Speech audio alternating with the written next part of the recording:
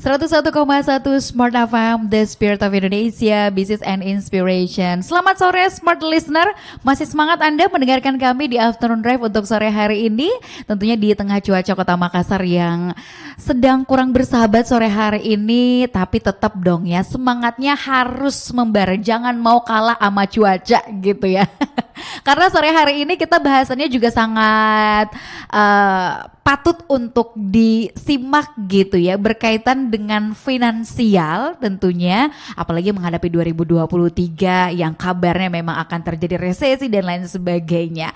Nah, kalau berbicara soal finansial tentunya mengikuti perkembangan zaman digital dan juga teknologi, financial teknologi atau fintech sekarang tuh ya, bahkan sejak tahun 2020 terhitung sampai sekarang peningkatannya dan perkembangannya cukup pesat gitu ya. Tercatat ada kurang lebih sejak 2020 sampai sekarang berhasil membukukan 80 miliar rupiah untuk transaksi di fintech itu sendiri. Nah, kemudian gimana sih tantangan ke depannya para penyedia jasa finansial terkhusus BPR atau Bank Penkreditan Rakyat menghadapi booming fintech ini. Nah, di studio podcast Smart FM Makassar sudah hadir bersama saya Direktur Bisnis BPR Hasamitra, ada Bapak Imade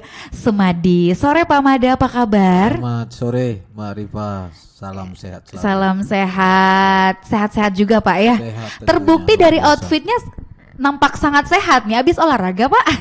Iya, kita ini kebetulan gila-gilaan bola nih. Iya. Pada di kantor juga gila bola gitu.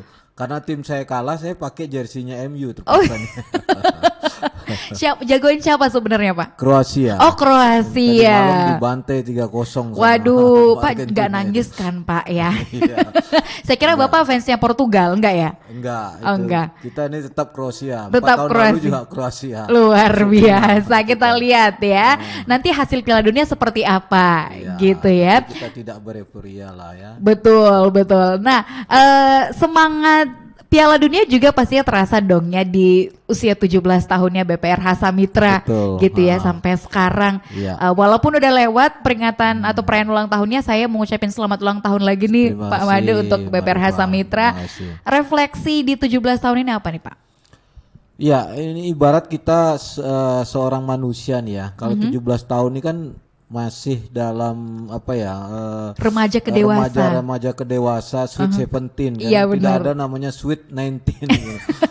Ini yang ada itu sweet 17. Umur 17 tahun itu umur yang benar-benar semangat, energik.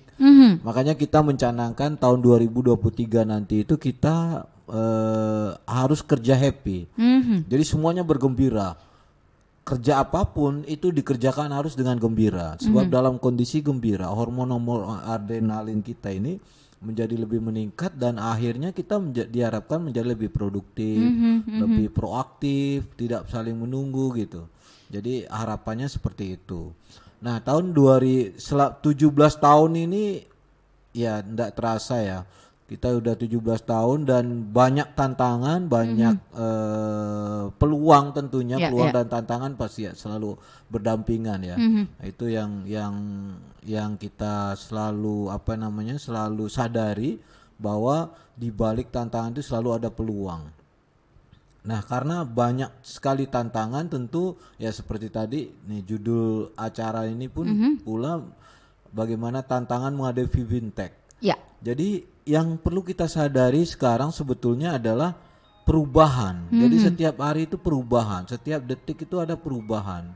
Kita tidak bisa lagi hidup secara konvensional. Betul. Ya, hidup secara tetap di situ stagnan gitu ya. Harus adaptif dan terus berkembang setiap hari ya. Betul, harus adaptif karena secara prinsip Mr. Darwin bilang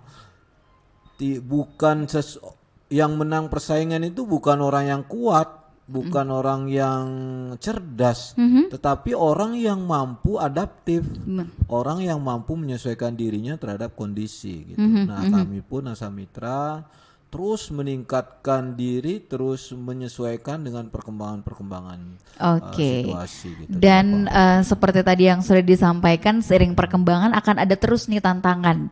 Ya. Tantangan ada, peluang juga ada dong selalu. Betul nah, sekali. Melihat zaman-zaman sekarang nih ya, peluang apa yang dilihat oleh Hasamitra gitu ya dalam perkembangan bisnisnya? Iya, tentunya kan kalau kita lihat sekarang kan zamannya digital ya. Coba semua beralih ke digital. Mulai dari itu perubahan itu yang tidak bisa kita ibarat sebuah keniscayaan ya. Perubahan ke digital, ke era digital. Nah, oleh karena itu peluang itu tentu berada di sektor digital. Ya, makanya kami menangkap peluang itu mulai dari transaksi operasional. Di operasional kita lebih mengarahkan ke soal-soal digital sekarang, mulai dari pembukaan tabungan, kemudian pembukaan deposito, kemudian permohonan kredit dan lain sebagainya. Tentu kita mengarahkannya ke digital karena di sana peluangnya lebih banyak gitu ya. Kalau konvensional sudah ditinggalkan kita, jadi kita ini harus beralih ke digital. Iya. Saya yakin juga BPR Hasamitra gitu punya strategi khusus ya, dan sekarang juga adaptif untuk melihat peluang-peluang tersebut. Tapi kalau secara umum Bapak melihat gitu ya, perkembangan bisnis BPR gitu ya secara umum di 2-3 tahun terakhir tuh seperti apa sih? Bukan soal BPR aja sebenarnya ya, bukan soal BPR aja. Secara umum perbankan di Indonesia dalam 2 tahun terakhir nih ya, sejak tahun 2020 kan mengalami istilahnya stagnasi lah, kontraksi sedikit ya. Karena apa? Dalam masa COVID, kita awali di tahun 2020 lah, masa COVID. Hampir semua sektor, terutama sektor real itu nggak jalan. Nah, karena nggak jalan, tentu orang-orang yang berkelebihan dana kan pasti wait and see, tidak berani naruh dananya di bank. Karena tidak berani naruh dananya di bank, ya karena tidak berani mengalokasikan dananya ke sektor usaha. Dia mau kemana nih dananya nih gitu kan? Ya, maka dipilihlah penempatan yang bunganya tinggi. Nah, penempatan yang bunganya tinggi kan selain di reksadana dan lain sebagainya kan pasti ada di bank. Di bank itu deposito. Iya, di dalam bentuk deposito yang bunganya tinggi itu adanya di BPR karena penjaminan BPR itu jauh lebih tinggi daripada bank umum. Nah, karena demikian, karena banyak para pengusaha-pengusaha ini wait and see, tidak berani memutar dananya di sektor real, maka terjadilah penumpukan dana yang banyak. Nah, maka hampir semua bank over liquid, kesulitan melemparkan dana dalam bentuk kredit gitu. Jadi hampir semua bank itu kesulitan untuk menyalurkan dananya dalam bentuk kredit. Maka banyak sekali bank yang terjadi over liquid. Bank itu banyak dananya yang menganggur. Nah, karena banyak dana menganggur kan tentu biaya. Karena kan kita harus bayar bunga, betul. Benar. Nah, kita bayar bunga, biaya, tentu kan karena biaya tinggi mempengaruhi laba kan, laba perusahaan. Di sektor real juga nggak jalan karena sedangkan biaya produksi dia tetap jalan, misalkan tenaga kerja dan lain sebagainya tetap jalan, sedangkan produksinya nggak ada. Itu jadinya ini. Nah, dengan demikian secara umum perbankan bukan hanya BPR saja mengalami stagnasi, mungkin masih kontraksi ya dari segi pertumbuhan bisnisnya, pertumbuhan labanya seperti itu. Kita juga akui tidak sepesat sebelum COVID. Ya, setelah COVID udah mulai ya, setelah ini 2021 ini udah mulai merangkak lah. 2022 kita udah mulai tumbuh. Jujur aja tahun 2020 ini kita sampai sempat sedikit minus pertumbuhan gitu ya. Dari target sangat jauh gitu. Gitu. Berarti yang dilakukan BPRH Samitra gitu ya, untuk keluar dari zona itu sampai sekarang udah bisa mulai istilahnya bernapas kembali. Jadi kita tetap perjuangannya ya tentu melakukan inovasi sesuai dengan perkembangan apa gitu ya, sesuai dengan perkembangan zaman ya, seperti tadi yang saya sampaikan bahwa kita beralihnya ke digital sekarang. Kita lebih fokus untuk mengimplementasikan soal-soal yang digital, misalkan mulai dari sejak 2018 nih sebetulnya kita udah Asamitra Go Digital. Asamitra Go Digital lebih pelan-pelan karena ini kan keterkaitan dengan regulasi ya Mbak Rifa ya. Jadi regulasi kan kita tidak bisa begitu ada setting main, ada mau misalkan digital tapi tidak bisa mengimplementasikan begitu aja gitu kan, harus ada ke regulasi. Baik. Gitu. Berarti digitalisasi adalah salah satu way atau cara gitu untuk keluar dari strateginya gitu ya, dari menghadapi kontraksi perekonomian gitu ya karena COVID kemarin, dan ini juga memberikan angin segar mungkin ya untuk keberlangsungan bisnis dari BPRH Samitra sendiri. Nah, kemudian gimana dengan fintech nih ke depannya? Tapi saya penasaran, apakah sejauh ini kan tadi Bapak sudah mengatakan 2018 sebenarnya udah ada Go Digital. Nah, sampai sekarang realisasi digitalisasi di BPRH Samitra dalam bentuk apa aja produk-produknya? Yang pertama kita udah sejak 2018 kemarin itu kan udah ada menerapkan mobile banking ya. Jadi setiap nasabah udah bisa menabung atau mengirimkan uang yang tadinya secara konvensional melalui teller sekarang udah bisa sendirinya mengirimkan uang ke bank manapun. Itu di mobile banking. Di mobile banking juga ada kalau nasabah mau beli pulsa, bayar listrik, bayar PDAM, itu sudah bisa melalui mobile banking. Kami juga punya ATM kan ya. Punya ATM, kami sedang urus ini untuk izin ke bank ATM bersama. Jadi kita urus ini sudah tahap 90% lah, tinggal nunggu izin dari regulasi dari Bank Indonesia.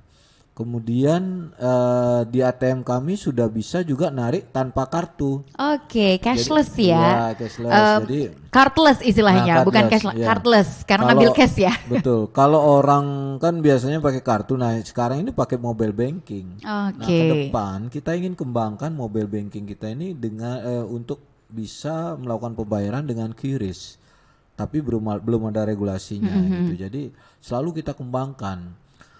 Dulu kalau orang buka deposito, tabungan itu secara konvensional melalui teller ya. Sekarang udah bisa buka melalui mobile banking gitu. Jadi biar cepat gitu. Nah, dasar fintech juga kan gitu. Jadi tidak ada kantor, melalui online semua, mengajukan permohonan kredit melalui online, tujuannya kan cepat gitu.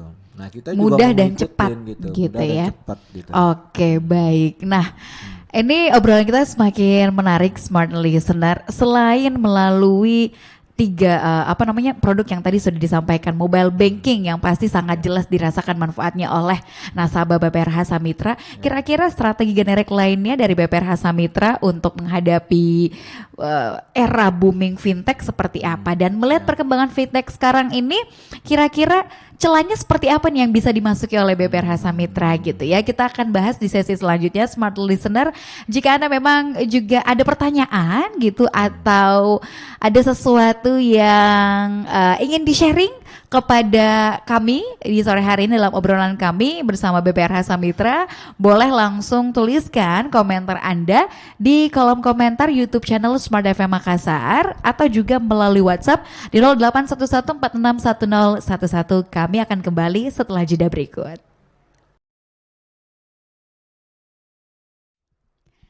Tantangan BPR menghadapi era booming fintech gitu ya. Itu topik kita pada sore hari ini, masih bersama dengan Pak Made di sini, Direktur Bisnis dari BPRH Samitra. Masih semangat Pak?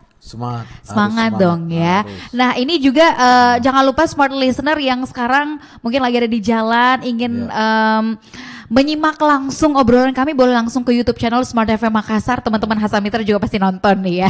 Iya. Mudah-mudahan bisa nonton ya. Nah benar, sekaligus juga kalau misalnya ada yang pengen Anda tanyakan, boleh langsung kirimkan atau tuliskan komentar Anda di kolom komentar YouTube channel Smart FM Makassar. Kita lagi live streaming sekarang di YouTube channel Smart FM Makassar. Kembali lagi ke pembahasan tadi ya Pak ya. Tadi Bapak sudah menjelaskan bahwa salah satu bentuk go digital dari Hasamitra adalah memudahkan nasabah untuk bertransaksi dan lebih cepat menggunakan mobile banking atau namanya apa? Hasamitra Mobile. Nah, betul. Selain Hasamitra Mobile, apalagi nih bentuk produk yang memang pasti ini menjadi cikal bakal fintech juga nih di BPR Hasamitra, apalagi Pak? Gini ya, kalau fintech kan umumnya pelemparan kredit ya. Kalau umumnya pelemparan kredit karena kan mereka biasanya karena bukan bank, jadi mereka secara regulasi tidak bisa ngimpun dana gitu. Jadi yang menjadi main bisnisnya mereka itu adalah menyalurkan dana. Pendanaannya itu didapatkan dari sender, borrower gitu ya. Sedangkan ini kan dari lender gitu ya. Dan lendernya bisa bank, bisa ini. Kami dengan fintech itu bukan anggap sebagai pesaing sebenarnya. Justru fintech itu sebagai mitra. Buktinya kami ini bukan lagi menjajaki, kami ini sedang membangun kerjasama dengan fintech. Nah kan ada soal-soal, ada segmen-segmen tertentu yang fintech biayai, ada juga yang segmen tertentu yang tidak diambil oleh fintech gitu ya. Contohnya misalkan kan kami main bisnis kami kan di kredit pegawai ya, kredit pegawai TNI, Polri yang jaminannya SK memang masih banyak yang secara konvensional mereka. Tapi ada hal-hal yang dibiayai oleh fintech, misalkan kredit modal kerja yang kecil-kecil gitu ya. Yang kecil-kecil yang mikro, sangat mikro kan fintech itu. Biasanya pay letter apa kan kecil-kecil ya untuk beli HP apa kan itu kecil. Tapi jumlahnya bisa ratusan ribu nasabah customer. Nah, itu yang dibiayai fintech. Fintech itu mendapatkan dana dari bank. Nah, kami salah satu pemberi dana kepada fintech. Nah, kami lagi kerjasama dengan salah satu fintech lah di Indonesia. Kita nggak sebut namanya ya. Ada beberapa gitu yang kita mau bangun kerjasama itu. Oke, gitu. Berarti pertumbuhan kredit dengan hadirnya fintech ini apakah berdampak baik atau seperti apa nih Pak kepada BPR? Kalau sejauh ini kalau dibilang ya kita dengan adanya fintech itu tidak berpengaruh signifikan lah ya, tidak berpengaruh signifikan terhadap khususnya yang kami, karena kan main bisnis kami itu hal yang berbeda gitu. Jadi kami di main kredit pegawai, justru kredit pegawai TNI, Polri gitu kan. Justru pesaing kami itu bukan fintech, sebenarnya bank umum gitu, karena kan bank umum banyak sekali juga memberikan kredit main ke sektor-sektor yang kami biayai gitu. Nah, terhadap sektor-sektor yang dibiayai fintech kami ikutan gitu. Jadi kami ikutan, jadi dampaknya ya lumayan besar juga, lumayan bagus gitu. Terbukti kami di tahun 2022 ini tumbuh kredit itu sekitar 6% dari saldo tahun lalu gitu ya. Jadi kan lumayan, kalau secara umum saja pertumbuhan ekonomi kan tidak lebih dari 6% gitu. Jadi kemudian pertumbuhan kredit rata-rata kan masih di bawah 10% lah ya. Nah, jadi kita masih bisa lah tumbuh. Walaupun dengan kehadiran fintech yang begitu membooming, ya kita bisa berkolaborasi gitu. Bukan pesaing gitu sebenarnya gitu. Baik, jadi hadirnya fintech ini dengan berbagai macam bentuknya gitu ya, apalagi peer-to-peer lending gitu ya, sama sekali tidak, istilahnya tidak mengganggu kehadirannya gitu ya. Bahkan tapi kami tetap juga sedikit kayak meniru gitu ya, meniru cara kerja fintech. Nah ini yang gitu. saya penasaran, strateginya seperti apa nih Pak? Iya, makanya kami kan seperti tadi saya sampaikan bahwa karena kita ini sudah fokus di digital, kami juga ingin meniru cara kerjanya fintech. Makanya kami tahun 2023 nanti, yang 2022 udah kita bangun sebenarnya. Kami sudah punya sistem yang namanya Loan Origination System. Jadi LOS namanya, LOS, Loan Origination System. Jadi pengajuan kredit nanti oleh nasabah bisa secara online. Itu mirip dengan fintech. Benar-benar. Kalau fintech kan tujuannya juga begitu aja, itu mempercepat proses saja kan. Malahan mereka nggak tahu siapa orangnya, dia bisa ini langsung bisa dikasih gitu aja. Tapi kami nggak, pengajuannya saja secara online, tapi tetap aja dianalisa seperti apa orangnya, karakternya seperti apa gitu. Jadi salah satu strategi yang dilakukan gitu ya. Salah satu strateginya seperti itu. Adalah itu tadi menghadirkan LOS ya, Loan Originally System gitu ya. Sistem kerjanya seperti fintech gitu ya. Berarti ini juga mendapatkan izin atau secara regulasi dari OJK seperti apa nih Pak? Karena itu sistemnya internal, jadi kita cukup lapor aja, kita nggak perlu izin ke OJK atau BI ya kan. Kalau ke BI kan sistem pembayarannya, ini kan bukan sistem pembayaran. Kalau ke OJK ya mesti minta izin, tetapi karena ini adalah secara internal yang kita cukup lapor saja, itu merupakan yang sebuah aktivitas yang low risk gitu ya, tidak ini, kecuali kalau misalkan kita pakai sistem scoring yang kayak fintech itu, yang mendapatkan izin itu kan usahanya fintech gitu ya. Jadi fintechnya yang harus punya izin dari OJK gitu. Makanya kan ada beberapa fintech yang belum mendapatkan izin dari OJK. Dan bahkan ada fintech, banyak sekali fintech liar gitu. Betul, ada yang bahkan ditarik izinnya gitu. Ada yang bahkan ditarik izinnya. Makanya kami juga perlu hati-hati untuk berkolaborasi. Nah, ini dia yang saya penasaran, apakah udah ada kelonggaran dari OJK kiranya, karena kan BPR Hasamitra ingin berkolaborasi kerjasama dengan fintech gitu. Nah itu harus melalui piloting review namanya. Jadi kami sebelum melepaskan kredit yang kita kerjasamakan dengan fintech, itu harus melalui piloting review. Jadi kita review dulu selama 6 bulan gitu. Kalau oke, kalau jalan ya kita sudah bisa running gitu. Jadi sementara kami lagi proses itu. Kan kredit itu perlu ini ya, perlu dievaluasi dulu ya. Benar. Jadi selama 6 bulan kalau udah lancar berarti ini oke gitu. Gitu. Berarti karena kan banyak juga fintech yang ya istilahnya masih belum, kinerjanya masih belum bagus gitu. Karena kan mereka banyak juga yang istilahnya cari nama gitu, bakar-bakar duit istilahnya kan. Gitu. Jadi tidak semua fintech itu untung gitu. Jadi kita juga harus cari fintech yang benar-benar kinerja keuangannya yang bagus gitu. Melalui piloting review tadi ya.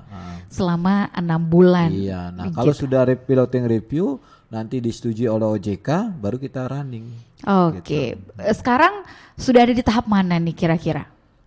Kami kemarin ada dengan salah satu fintech ya, udah piloting review, tapi masih permohonan yang diajukan tuh masih belum sesuai dengan kami punya standar, sehingga kan permohonannya banyak ditolak-tolak gitu ya, karena mereka mengajukan permohonan kredit dari fintech, ini oke gitu, tapi belum jalan. Tapi ini ada lagi satu fintech yang masih juga tahap penjajakan, baru kita baru mau kirimkan NDA-nya ya Mbak. Iya. Untuk proses kerjasama gitu ya. Baik. Dan tentu kerjasama ini kita harapkan saling menguntungkan gitu ya. Jangan sampai ada yang buntung salah satunya. Haruslah win-win gitu. ya. Langkah antisipasi apa nih kira-kira yang sudah disiapkan oleh BPR Hasamitra gitu dalam kiatnya berkolaborasi dengan fintech? Ya itu tadi tentu kan kami memperkuat di kepatuhan dan Menris ya. Apa namanya? Jadi sebelum kita tanda tangan PKS, yang pertama kita harus piloting review dulu. Kemudian setelah piloting review, tentu PKS-nya tentu direview sama tim kepatuhan Menris seperti apa dan lain sebagainya. Tentu kan dalam soal mitigasi resikonya kan pasti ini ya, Iya, pasti iya. terakomodir semua. Nah, setelah itu baru mendapat persetujuan dari OJK. Nah, lalu kredit-kredit yang diajukan oleh fintech itu tentu kan yang memutuskan kan bukan fintechnya. Karena sistemnya channeling ya, nggak boleh sistemnya executing. Sistemnya channeling, jadi kami yang memutuskan. Jadi begitu ada permohonan masuk, fintech itu ibaratnya gini, ibaratnya dia sebagai pemasar aja. Nah setelah itu kami mendapatkan berkasnya, kami setuju ya, kami putuskan gitu, setuju atau ditolak gitu, atau dipending kan kami yang memutuskan. Jadi kendali itu ada di kita, Iya, ada di iya. Asa Mitra, makanya kan mitigasi risikonya jalan. Oke, Gitu ya. baik. Kalau BPR Samitra sendiri sudah punya langkah taktis gitu ya untuk meminimalisir dan juga melakukan mitigasi resiko ke depannya. Tapi kalau secara umum dengan situasi dari BPR secara umum gitu ya menghadapi digital, fintech ini sebagai bentuk digitalisasi, menurut Bapak harus bagaimana? Iya, kalau apa namanya kita itu sebagaimana tadi saya sampaikan di awal bahwa orang yang memenangkan persaingan itu bukan orang yang kuat, tetapi orang yang dapat menyesuaikan diri dengan kondisi gitu ya. Mau tidak mau kita harus atau Asa Mitra itu harus terus meningkatkan diri menuju ke tahap digitalisasi itu. Ya apapun ya kan sekarang perkembangannya setiap detik setiap saat itu berkembang gitu kan. Ini HP sekarang ini tahun depan udah nggak ini lagi, Iya. nggak compatible lagi mungkin ya gitu. Ada lagi perkembangan Dan sangat gitu. cepat. Sangat cepat. Itu benar-benar kita terus pantau gitu, terus pantau dan kami terus memperkuat di tim IT gitu. Ya namanya juga kita usaha terus ya, kita usaha terus gitu. Oke, baik. Nah, kemudian selama ini yang menjadi kendala terbesar gitu ya. Kita balik lagi ke Hasamitra sendiri. Kendala terbesarnya apa nih, Pak? Ya kalau boleh dibilang hambatan sih enggak ya, karena itu memang untuk melindungi kita juga gitu ya. Hambatan terbesar yang kami hadapi sih apa ya apa namanya untuk mempercepat itu kan banyak faktor ya. Salah satu faktornya ya kerjasama dengan vendor. Kemudian setelah kerjasama dengan vendor kan katakan kita udah cepat gitu maunya cepat, tapi di vendornya lambat kan juga Iya. ini kan. Lalu yang kedua kita mau cepat, vendornya cepat juga, tapi regulasinya lagi nih, regulasinya terlambat karena harus melalui 2 izin, Iya, iya, melalui iya. OJK, setelah OJK dapat rekomendasi ke BI pula, di BI lagi cukup lama gitu.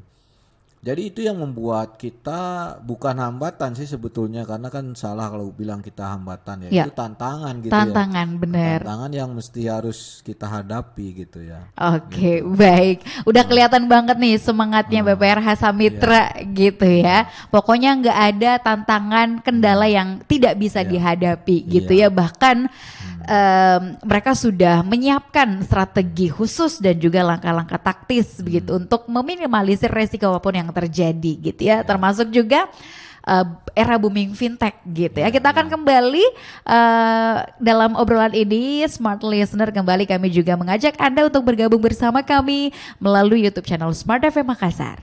Kami kembali sesaat lagi.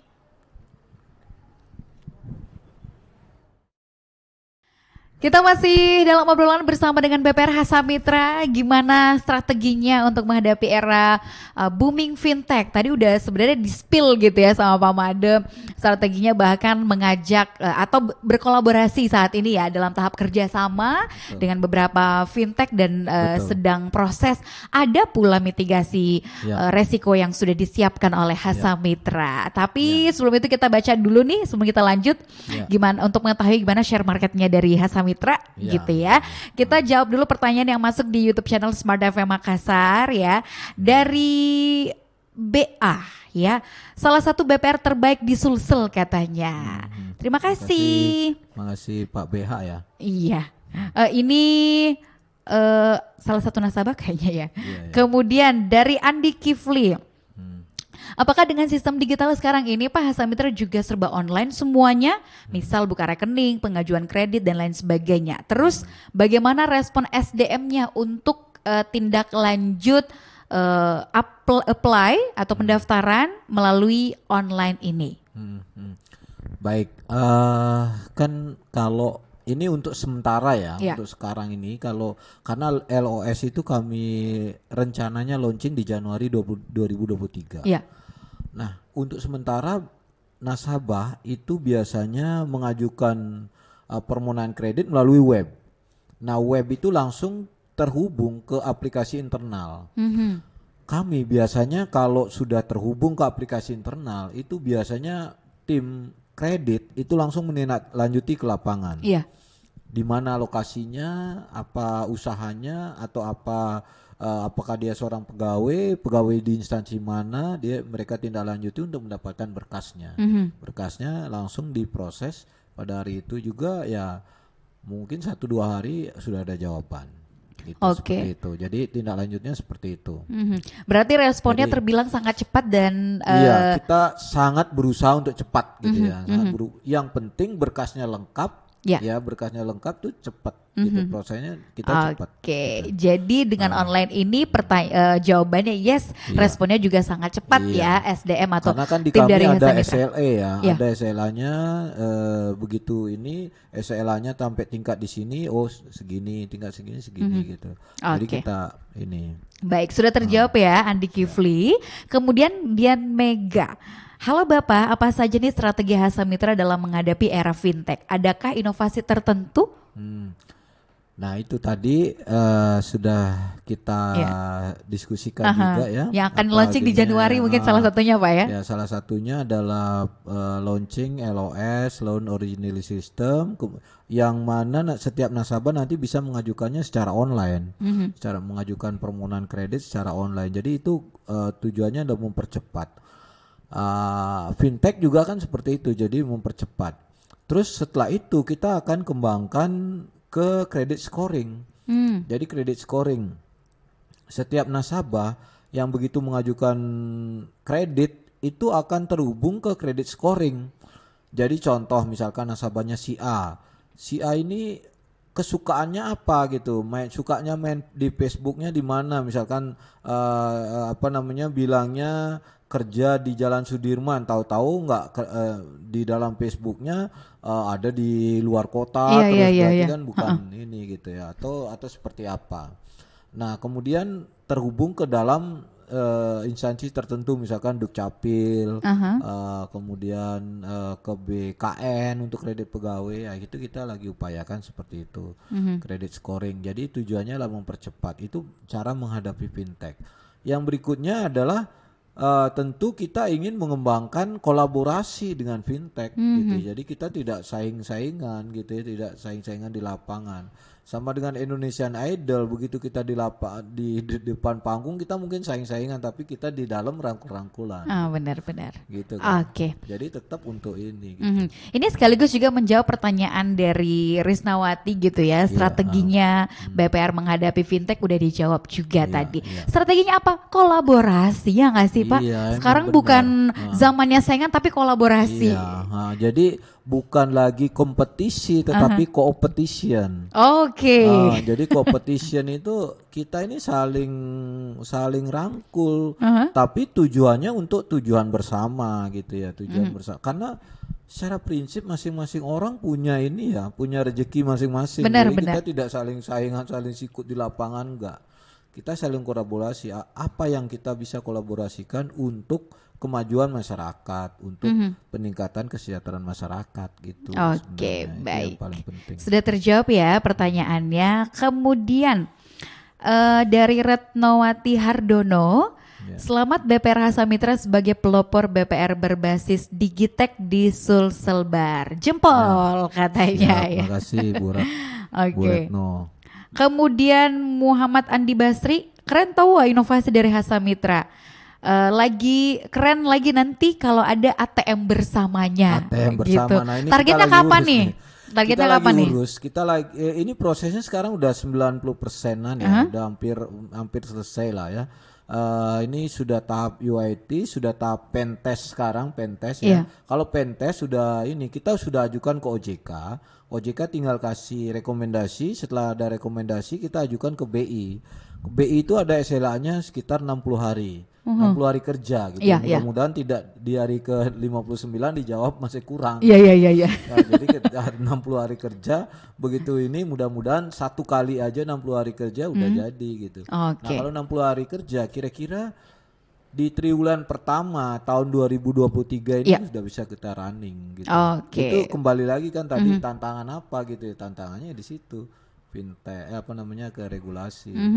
Baik, jadi sudah tergambar bahwa 2023 akan ada banyak sekali yang akan dilakukan gitu ya inovasinya. LOS tadi, ATM bersama, semoga bisa cepat runningnya juga di triwulan pertama 2023 gitu ya. Dan ini semua pasti tentu untuk nasabah. Ya, nasabah BPR Hasamitra. Oh, ada satu lagi. Apa itu, Pak? Ada satu lagi, kita tahun 2023 ini kita ingin mengembangkan sayap ke Sulselbar. Jadi kita ingin buka cabang di Mamuju. Itu kita udah Berarti tadi ini doa nih tadi nih. Iya kan? Iya kan, kita setelah fintech gitu ya. Setelah digital kita membuka cabang lagi, memperluas jaringan ke Mamuju, kita buka Laku Pandai di beberapa daerah seperti di Toraja, di yang tidak terjangkau, yang di Selayar, kalau di daerah selatan gitu ya, kalau di daerah barat itu di Toraja sampai ke Mamuju situ. Kita yang buka. Amin. Mudah-mudahan terrealisasi lah tahun 2020. Semoga lancar semuanya Pak ya. Ini ada komentar dari Irwan Bajo gitu ya. Walaupun tadi udah sempat dijawab juga sebenarnya ya.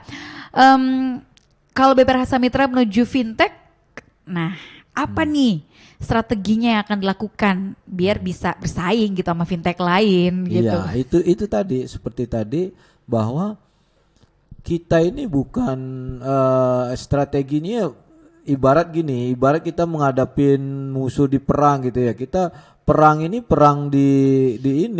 menghadapi memberikan pelayanan gitu ya. Tetap aja bagaimanapun kita mengutamakan hubungan emosional juga, dan kita harus merangkul dan memang kolaborasi gitu. Jadi dengan nasabah kita menerapkan pamer solusi, itu yang selalu kita ginikan, pamer solusi. Jadi tidak pamer aturan. Jadi begitu ketemu nasabah, solusinya apa nih? Aturannya begini, nasabah kemauannya seperti ini, solusinya apa? Jadi kita hubungan emosionalnya yang penting. Gitu. Baik. Sudah terjawab ya. Share marketnya dari Hasamitra? Kalau share market di BPR ya, BPR di Sulawesi Selatan ya khususnya ya, kan ada 30 BPR kalau nggak salah ya, 30 BPR, total aset sampai dengan Oktober kemarin itu 3,1 ya, sampai 3,2 triliun. Sedangkan aset Hasamitra itu 2,6 lebih, 2,669, jadi sekitar 85% market share Hasamitra di seluruh Sulsel ini untuk BPR ya. Targetnya ke depan apa nih Pak? Dan harapannya tentu untuk BPR Hasamitra. Target kami menumbuhkan kredit sebesar 12%, itu pertama. Kemudian menumbuhkan aset sebesar kalau nggak salah 15% sesuai dengan RBB kemarin. Tabungan kita ini lebih fokus nanti ke kasa. ke penghimpunan dana dalam bentuk kasa. Jadi lebih banyak ke tabungan gitu ya. Kemudian tabungan-tabungan juga kita lebih banyak kita fokuskan ke dana-dana jangka panjang. Kemudian kita lebih menggiatkan kolaborasi dengan fintech. Kemudian kami juga akan memasarkan kredit usaha rakyat KUR. Kita lagi minta izin juga di regulasi ya, di regulator. Kemudian kita juga mengembangkan kredit perumahan melalui kerjasama dengan Kementerian Keuangan. Nah, kita ada kerjasama lebih luas lagi berarti ya cakupannya. Kredit sindikasi itu kita ginikan. Jadi lebih fokus ke kredit produktif nanti di 2023. Amin. Semoga semuanya bisa lancar ya Pak ya. Targetnya tercapai, segala inovasi yang sudah direncanakan juga bisa running well gitu ya di tahun 2023. Amin. Terima kasih banyak Pak Made untuk waktunya sore hari ini. Sama-sama, sehat terus Pak ya. Salam sama jajaran direksi dari Hasa Mitra. Dan juga tentunya untuk Anda smart listener, terima kasih sudah mendengarkan obrolan kami sore hari ini. Yang belum sempat terjawab pertanyaannya, bolehlah nanti jalan-jalan langsung ke Instagramnya BPR Hasa Mitra ya. Dan boleh langsung datang ke kantornya aja, ketemu Pak Made di sana nanti. Atau sama timnya ya. Sekali lagi terima kasih banyak. Dan untuk obrolan kita bersama dengan BPR Hasa Mitra sore hari ini kita sudahi dulu. Tapi Afternoon Drive masih akan menemani Anda sampai jam 6 sore. Rifa Majid akan kembali setelah kita mendengarkan Jurnal 9. Sukses untuk Anda. Terima kasih Pak Made. Terima kasih sama-sama.